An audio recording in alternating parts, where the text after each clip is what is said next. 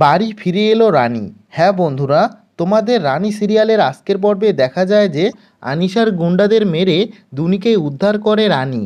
আর তখন পুলিশের গাড়ির আওয়াজ শুনতে পেয়ে সেখান থেকে পালিয়ে যায় আনিশা।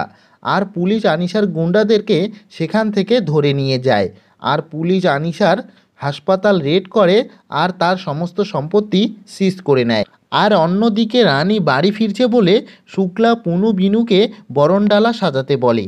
তারপর দুর্জয় ও রানী দুনিকে নিয়ে বাড়ি ফিরে এলে শুক্লা আগে রানীকে বরণ করে আর বলে, আমি তোমার সাথে অনেক অন্যায় করেছি, আমাকে ক্ষমা করে দিও।